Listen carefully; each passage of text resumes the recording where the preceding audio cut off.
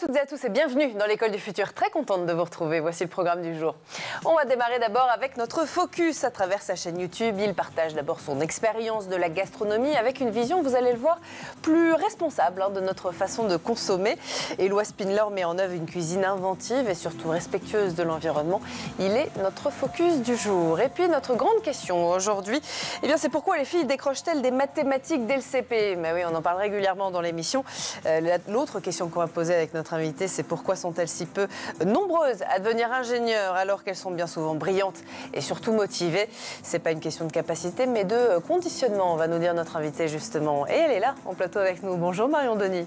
Bonjour Philippine. Merci beaucoup d'être parmi nous. Vous êtes chef de projet chez Vers le Haut.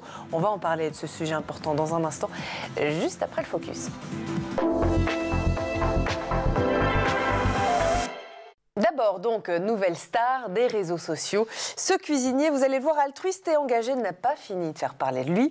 À travers une cuisine un peu plus responsable, il partage son quotidien et son expérience de la gastronomie sur sa chaîne YouTube. Et vous allez le voir, Éloi Spindler incarne une nouvelle génération de chefs cuisiniers qui nous invite à repenser notre façon de consommer. Il est notre focus du jour, signé Dylan Kohler aujourd'hui. Aujourd'hui, on enfile son tablier et on part en cuisine. Focus sur un chef qui bouscule les codes de la gastronomie, Éloi Spindler. À seulement 30 ans, ce cuisinier nouvelle génération, originaire de Chalon-sur-Saône, ne se contente pas de briller derrière les fourneaux. Véritable star des réseaux, il partage sa passion et ses valeurs sur YouTube, où il cartonne avec des recettes accessibles et engagées. Diplômé de l'école Ferrandi, il fait ses armes dans des établissements prestigieux comme la Tour d'Argent ou encore le Plaza Athénée. Passé également par Londres et Melbourne, il ouvre en 2022 son propre restaurant à Paris, Orgueil, avant d'en ouvrir un deuxième, Colère, en septembre dernier. Des établissements à l'identité forte, inspirés des 7 péchés capitaux. Mais Éloi Spindler ne s'arrête pas là. Toujours dans l'idée de transmettre son travail et sa vision d'une cuisine plus responsable, il partage depuis 2 ans maintenant son savoir sur YouTube. Résultat, une chaîne dynamique où il casse les codes de la haute gastronomie. Au menu, recettes anti-gaspillage, conseils pour mieux consommer et invités de marque. Bonjour et bienvenue dans Finis ton assiette, un concept assez simple. On reçoit un invité qu'on admire et on essaye de lui faire manger un aliment qu'il n'aime pas, qu'elle n'aime pas. Parce qu'aujourd'hui, c'est une fan d'exception qu'on reçoit. Actrice, productrice, réalisatrice, autrice, Madame Julie Gaillet. Oh mais alors. Aujourd'hui, on va vous faire aimer quelque chose. On va essayer de vous faire aimer quelque chose que vous n'aimez pas. Oh, la nette. Je sais pas pourquoi, je n'aime pas, je l'enlève. Je trouve que ça, dès qu'il y a de la nette, on ne sent plus rien sur un plat. Et même dans le gravlax, ça me donne mal au cœur. Donc j'ai vraiment du mal, quoi. C'est très difficile, la nette. Pourquoi vous avez fait du gravlax? Oui. Il favorise les circuits courts, évitant les pièges du marketing alimentaire. Et tout ça avec un ton décomplexé et accessible. Le jeune chef montre que l'on peut parler de cuisine responsable sans être ennuyeux. Et cette recette a d'ailleurs déjà conquis plus de 200 000 abonnés. Son succès grandissant donne un coup de neuf au monde de la gastronomie qui se veut plus engagé et authentique. Alors, si vous voulez apprendre à cuisiner mieux, malin et sans gaspiller, foncez voir Éloi Spindler. De quoi vous mettre l'eau à la bouche à coup sûr. Merci à tous, bisous, j'espère que la recette vous a plu. Là, tu sautes dans l'eau. Non. Allez, on va parler d'un autre sujet. Dieu sait qu'il est important, effectivement, on en parle régulièrement dans l'émission. Et si le décrochage des filles en sciences n'était pas un problème de maths, mais plutôt un problème de société. Derrière les chiffres, il y a des biais, il y a aussi bien sûr des habitudes, et puis des injonctions qui freinent des vocations. On va en parler avec notre invitée Marion Denis, elle est spécialiste des questions d'éducation et de jeunesse. Un échange pour imaginer une école qui donne, on l'espère en tout cas, les mêmes chances à tous, et ce, vraiment. On en parle tout de suite dans la première partie du talk. Notre invitée, donc Marion Denis, encore une fois, ravie de vous recevoir. Alors, Elisabeth Borne a présenté un plan intitulé « Filles et mathématiques, lutter contre les stéréotypes, ouvrir le champ des possibles ». Et ça vous donne envie de réagir. Chez vous, vous travaillez Vers le Haut, qu'on reçoit régulièrement dans l'émission aussi. Vous êtes chef de projet chez eux. On rappelle Vers le Haut, un think tank dédié à la jeunesse et à l'éducation. Alors, par rapport à ce plan qu'Elisabeth Borne a annoncé, quels sont aujourd'hui, en tout cas selon vous, les plus grands défis de l'école en matière justement de filles et de sciences et plus généralement d'égalité des chances? Alors, c'est vrai que, pour rebondir sur ce que vous avez dit, on entend souvent dire que les filles seraient naturellement meilleures en lettres et les garçons en sciences. Et dès le CP, à la fin du premier trimestre, on observe un écart de performance en mathématiques au détriment des filles, alors qu'aucune capacité innée n'existe, d'après une étude d'ailleurs du ministère de l'Éducation nationale parue en 2023. Mais cet écart, il est plutôt lié à des biais qui s'installent assez tôt. Par exemple, sans le vouloir, les enseignants ont tendance à féliciter différemment les élèves. Les filles sont valorisées pour leur sérieux, leur application, tandis que les garçons sont plus félicités pour leur esprit critique, leur esprit logique. D'accord. Et ça veut dire que les enseignants, dès l'âge du CP, donc de ce que je comprends, au tout début de la scolarité des jeunes et des enfants, voient les enfants et les gens de manière différente, notamment sur ces sujets de mathématiques. Donc. Oui, tout à fait. Et ça, en fait, c'est des stéréotypes qui ont la vie dure. Ça remonte parce que si on regarde des scientifiques femmes, à part Marie Curie, on n'en connaît pas énormément. Donc on manque de rôle modèle aujourd'hui. Exactement. Donc l'une des clés, selon vous, en rapport avec ce plan d'Elisabeth Borne, c'est justement de présenter des rôles modèles à ces jeunes filles ? Oui, tout à fait. Ouais. Alors il y a ça qui est important, notamment les rôles modèles à partir, surtout pendant la période cruciale d'orientation qui est de la 3e à la terminale, où les filles vont pouvoir s'identifier à des scientifiques. Si on ne leur montre pas des scientifiques femmes, elles ne vont pas pouvoir s'identifier vu que ça ne sera pas incarné. Il faut qu'elles puissent se dire que c'est possible, que moi aussi je peux le faire parce que d'autres femmes avant moi l'ont fait. On en parle régulièrement ici des rôles modèles. Effectivement, Dieu sait que c'est important pour les jeunes filles. Ce qu'on remarque notamment avec ce que vous nous dites, notamment depuis quelques mois maintenant vers le haut quand on vous reçoit, c'est que l'école reproduit encore aujourd'hui des biais sociaux, des inégalités sociales et de genre, alors que c'est censé être un lieu d'émancipation. C'est ça. C'est votre constat aussi. Oui, et dès l'école primaire, on observe aussi que les filles lèvent moins la main que les garçons. Donc ça, même lorsqu'elles ont la bonne réponse. Donc ça, c'est parce que c'est pas une question de compétence, mais plutôt une question d'habitude sociale et de comment elles se positionnent dans la société. Il y a un constat qui est intéressant, c'est l'aménagement des cours de récréation. Qui joue un rôle dans la construction dès l'enfance. Aujourd'hui, le centre de la cour est souvent monopolisé par les garçons à travers des sports collectifs comme le football. Et tandis que les filles sont sur les côtés. Et il y a même l'étude de l'atelier recherche observation égalité montre que 90% de l'espace est occupé par seulement 20% des élèves. Et cette répartition, elle n'est pas anodine puisque ça façonne inconsciemment la manière dont les enfants vont se placer dans l'espace public et donc dans la société. Donc dans la société, bien sûr. Alors qu'est-ce qu'on devrait faire justement ? Est-ce que vous avez des propositions ? Peut-être si demain vous aviez Elisabeth Borne devant vous sur ce plateau, on l'espère un jour, mais compte tenu de ces inégalités, qu'est-ce qu'on devrait faire ? Est-ce qu'on devrait réaménager typiquement les cours de récréation, par exemple ? Alors ça, c'est une idée. Je sais qu'à Strasbourg, ils ont tenté, là c'est encore en test, mais ils réaménagent l'espace en justement supprimant cet espace mono, je sais plus comment on dit. Dédié plutôt aux garçons, avec dédié aux garçons. Des espaces de foot notamment. Voilà, c'est ça. Donc ils ont enlevé ça en mettant plutôt des espaces pour encourager un usage égalitaire avec des espaces végétalisés, des jardins, des potagers, pour que tout le monde s'approprie l'espace de manière différente. À sa manière, effectivement. Voilà. Alors vous nous avez parlé aussi, Marion Denis, de cette école qui est censée être, donc, je le disais, un lieu d'émancipation et qui en fait est un lieu plutôt d'égalité. On le voit effectivement dans les études dont vous nous parlez. Cet écart qui démarre dès le CP, ce qui est quand même assez étonnant parce qu'a priori, ces enfants à cet âge-là n'ont pas forcément conscience du poids social qui peut être mis sur eux, etc. Malgré tout, cet écart, il évolue au fil de la scolarité et à un moment, il devient presque irrattrapable, notamment au lycée. Alors, la manière aussi dont les filles s'expriment ou non, comme je disais tout à l'heure, a un impact direct sur leur choix d'orientation et sur leur trajectoire professionnelle. Lorsqu'elles hésitent à prendre la parole en classe, notamment en mathématiques ou en sciences, elles développent moins de confiance en elles et en ses capacités et en leur capacité dans ces matières. Résultat, elles s'autocensurent, elles s'orientent moins souvent vers des filières scientifiques et techniques. Aujourd'hui, elles sont seulement 39% des élèves en filière scientifique et elles ne représentent que 28% des effectifs dans les écoles d'ingénieurs. Et pour autant, on en a besoin. Il nous manque 20 000 ingénieurs et 60 000 techniciens chaque année. Donc, il y a encore un peu de boulot à faire sur ce sujet. Et cela montre effectivement à quel point on a besoin notamment des jeunes filles et des jeunes femmes dans ces filières. Alors, il faut aussi qu'on parle de la formation des enseignants, puisque ce que je comprends en tout cas de ce que vous nous dites, c'est qu'il y a un sujet au niveau des enseignants, on demande beaucoup à l'école effectivement, mais presque culturel, les enseignants reproduisent eux aussi de manière totalement involontaire ces stéréotypes et ces biais, et ce notamment depuis le CP. Donc est-ce qu'il y a un sujet de formation aussi des enseignants, Marion ?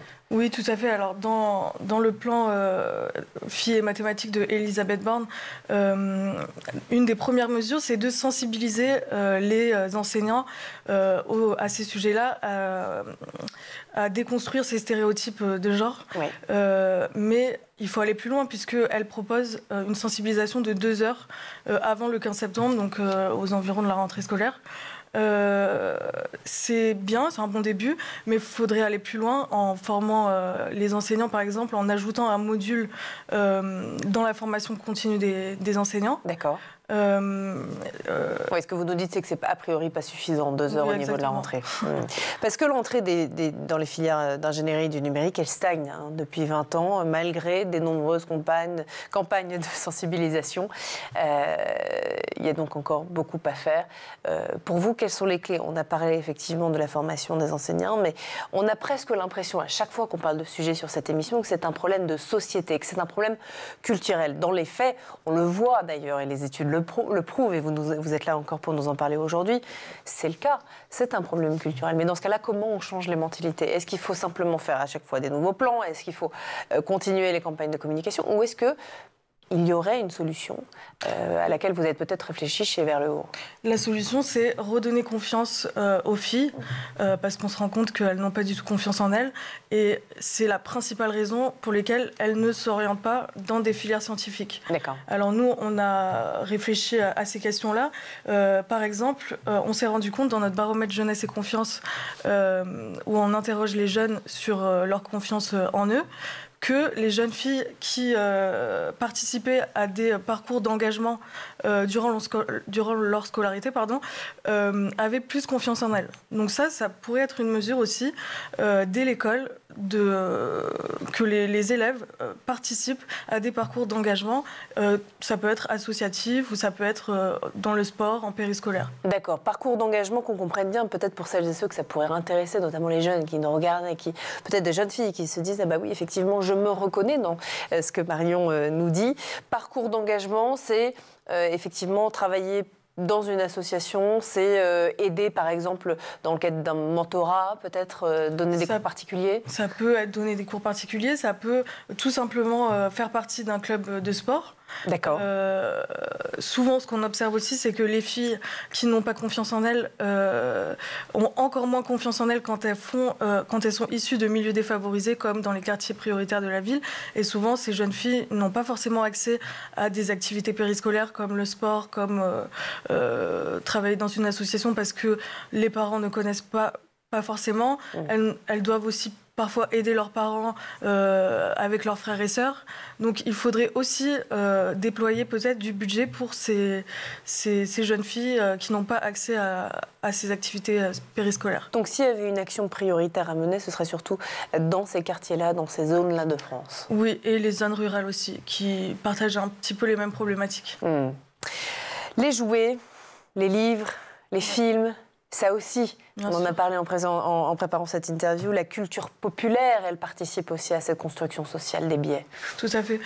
Souvent, quand on parle de ces sujets-là, on se demande, et les parents, est-ce qu'ils ont un rôle à jouer dans ces constructions-là ? Finalement, quand on regarde les études, on se rend compte que pas tellement. En fait, c'est surtout la société dans laquelle on vit. Donc oui, comme vous le dites, le cinéma, si on regarde au cinéma, c'est pareil, on a encore du mal à mettre des mathématiciennes ou des scientifiques, pour revenir sur les maths, en valeur. Il y a aussi des stéréotypes qui ont la vie dure sur les scientifiques, comme quoi ça serait des figures très froides, pas belle. Du coup, ça donne pas forcément envie aussi aux filles d'aller dans ces filières-là. Bien sûr. Bon, c'est important et on va continuer évidemment à en parler avec vous. Marion Denis, dans un instant. D'abord, on va faire un petit tour du côté de la planète tech.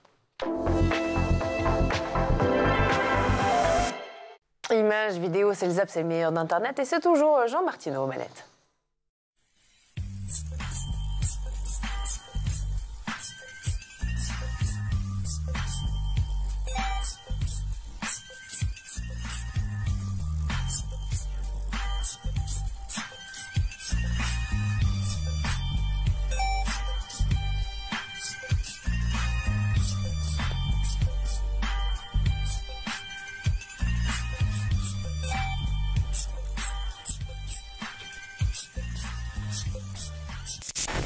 Look at this. Oh, perfect. Oh my God. Isn't it great? Chris. I know, it's my dream. I have goosebumps everywhere. This is out of this world.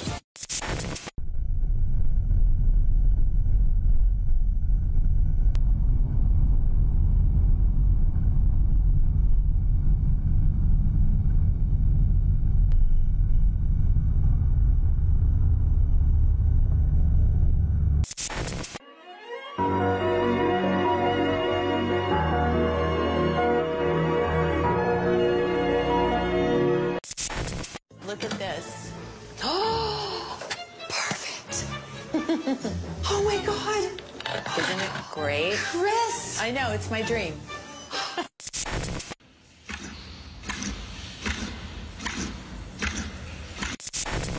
Let's make a water gun. Arrange water bottle and trigger. Punch a hole to the bottle and attach a trigger to the neck of the bottle. Water gun ready.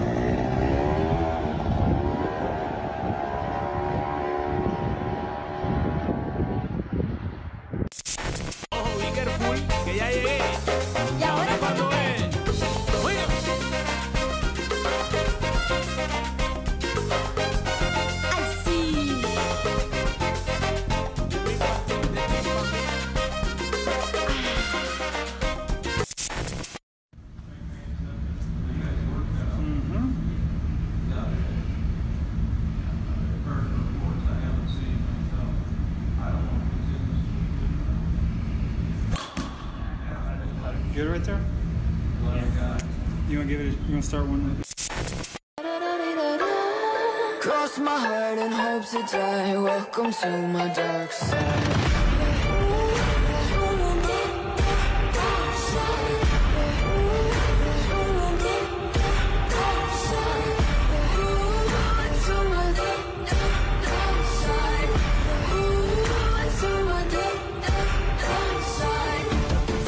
Into the heaven, go around the scene, even the half of it. Walking the line between panic and losing my mind, embracing the madness. My devils, they whisper in my ear, deafening me with all my fears. I'm living in a nightmare.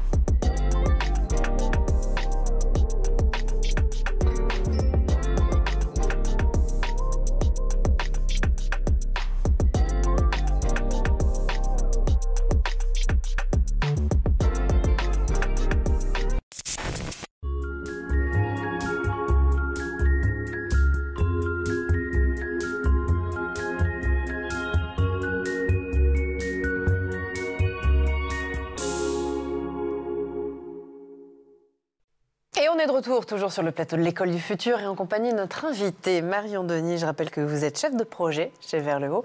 On va continuer à nos échanges, c'est important, vous êtes d'accord? Oui. Trop cool. On lance ensemble la deuxième partie du talk. Ben oui, bien sûr qu'on va continuer effectivement nos échanges. On a parlé effectivement de cet écart entre les filles et les garçons au sujet des mathématiques. Si 42% des filles suivent une spécialité en mathématiques en terminale, elles ne sont que 25%, messieurs, dames. Ben oui, c'est très peu. Et c'est conséquent à la fois effectivement dans l'état des lieux que vous faites d'ailleurs. 25% intégrer des formations supérieures qui, elles, conduisent au métier d'ingénieur et du numérique. Et ça, c'est une proportion qui stagne depuis 20 ans. On a parlé des campagnes de sensibilisation, on a parlé de la formation des enseignants aussi, on a parlé de votre point de vue, notamment sur ce qu'il serait nécessaire de faire au sujet de ces biais, notamment, et de ces inégalités sociales et de genre à l'école. Moi, j'ai quand même une question à vous poser, Marion, c'est à quel âge il faudrait commencer à sensibiliser les jeunes sur l'égalité des chances, sur l'égalité filles-garçons? On a l'impression, si ça commence au CP, comme vous nous le disiez en première partie du talk, qu'il faut les sensibiliser presque dès la naissance, quoi. Alors, ça commence dès le CP parce que justement, les enfants rentrent à l'école et les professeurs sont inconsciemment, c'est pas de leur faute, c'est un peu la société dans laquelle on vit aussi, vont reproduire ces stéréotypes. Mais quand ils rentrent au CP, faut savoir qu'ils ont les mêmes résultats. C'est à la fin du premier trimestre que les écarts se creusent. Donc en fait, il faudrait commencer peut-être à la fin du primaire. À la fin de la maternelle, pardon. Bien sûr. Et je sais qu'il y a aussi des associations qui le font, des initiatives qui sont très bien, comme Elle Bouge, avec un jeu qui s'appelle Elle Bouge primaire, il me semble, et où en fait l'association vient dans les écoles et explique aux enfants qu'il n'y a pas de métier de fille ni de métier de garçon, mais qu'il y a des métiers tout court. On ne cessera jamais de le répéter. Alors ça peut passer effectivement par des jeux de rôle, par des jeux de société aussi, pour apprendre justement, essayer d'identifier ces sujets-là, apprendre aux enfants que tout est possible et que quelque part il n'y a pas de limite non plus et qu'on peut faire tout ce qu'on veut. On a parlé aussi de l'importance des rôles modèles. Quels sont les stéréotypes de genre les plus présents encore aujourd'hui dans l'environnement scolaire, dans l'école, et comment elles influencent quelque part l'estime de soi des jeunes filles? Alors, les stéréotypes, comme je vous le disais tout à l'heure, qui ont la vie dure, c'est les maths, c'est pas fait pour toi. Un parent qui va dire ça à sa fille. Voilà, ça va directement. Il y a aussi ça me fait penser, pardon, les enseignants qui sont majoritairement des enseignantes qui elles-mêmes n'ont pas forcément confiance en leurs compétences en mathématiques. Et il y a des études qui montrent que cette anxiété-là, elles vont les transmettre aux filles. Et plus aux filles, parce que les filles vont plus s'identifier aux enseignantes. Bien sûr, quelque part, c'est le serpent qui se mord la queue. Ces enseignantes ont d'abord été élèves et elles ont vécu ces biais, etc. D'où la formation, justement, des enseignants que vous appelez de vos voeux. Alors, la société, on l'a dit, joue un rôle aujourd'hui dans les choix d'orientation des jeunes. Malgré tout, est-ce que cette société est plus ouverte aujourd'hui ou est-ce qu'elle est toujours aussi normative sur les sujets, justement, d'inclusion des jeunes filles dans les métiers de la tech et du numérique, par exemple? Alors j'ai l'impression qu'on avance quand même. Si on regarde aussi au niveau des scientifiques, on a eu 3 prix Nobel, il me semble, qui étaient des femmes. Donc ça montre qu'on stagne, mais qu'on avance petit à petit. Et si aussi je pourrais rappeler quelque chose, c'est que si les femmes, les filles ne vont pas dans des filières scientifiques, les écarts de salaire risquent de se creuser parce qu'aujourd'hui on est à une femme gagne moins 4% à poste égal et on descend jusqu'à 17% à poste différent. C'est conséquent. C'est conséquent et ça risque de se creuser davantage avec les explosions des métiers de la tech, de l'intelligence artificielle, du numérique, qui restent des métiers encore très masculins. Bien sûr. Si les filles continuent d'être sous-représentées dans ces formations, elles seront absentes des secteurs stratégiques et donc les écarts de rémunération vont se renforcer. Aujourd'hui, pardon. Dites-moi, je vous en prie. Les métiers de la tech, c'est que 15%. Alors, c'est ça, c'est ce que j'allais vous dire. 15% de femmes dans les métiers de la tech, elles sont 2%. Ces femmes dans les métiers de la tech à lever des fonds aussi. On a l'impression, et au-delà d'une impression, ce sont des faits, là aussi les études le montrent, que les femmes restent encore aujourd'hui presque dans l'ombre, dans tous ces domaines-là qui, pourtant, Dieu sait, sont importants dans la société. Est-ce que c'est une équation, Marion, qui est insoluble aujourd'hui? On parlait des maths tout à l'heure. Non, c'est pas insoluble. Est-ce que, pour rebondir sur ce que vous dites, oui, les femmes, on s'autocensure, on a tendance à toujours se sous-estimer. Il y a une étude très parlante de LinkedIn qui dit que un homme va postuler à un poste s'il estime avoir seulement 60% des compétences, tandis que nous, les femmes, on va postuler si on estime avoir 100% des compétences. Donc c'est très parlant. Bien sûr. Ça me rappelle aussi une petite anecdote quand on présentait une étude avec Vers le haut sur le monde du travail. D'accord. Camille, qui travaille avec nous, a posé la question au public: est-ce que vous avez déjà renoncé à un choix d'orientation par manque de confiance en vous?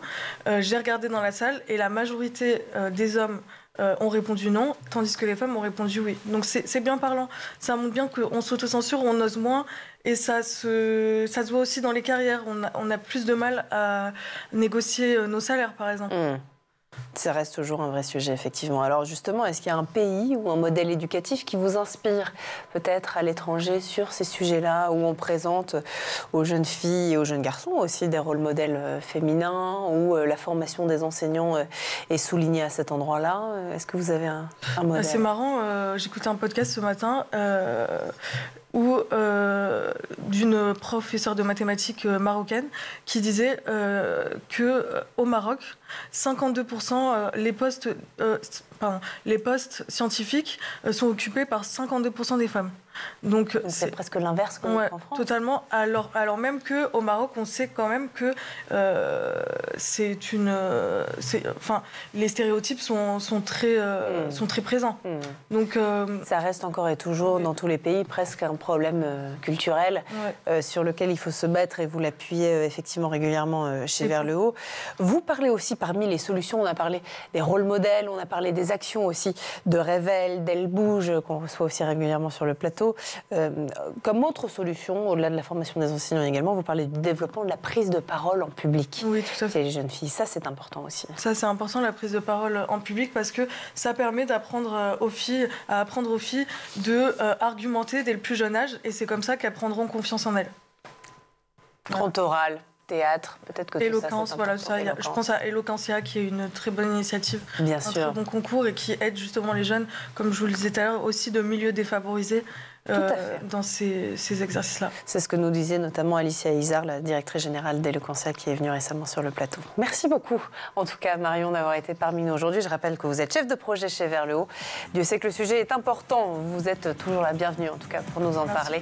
Et bien sûr, on dit à toutes les filles d'embrasser ces carrières techniques et scientifiques, c'est important. Merci aussi à vous de nous avoir suivis. Et puis nous, comme tous les jours et dès demain, on se retrouve à 12h30 dans l'École du Futur. Et d'ici là, passez une très belle journée. Ciao.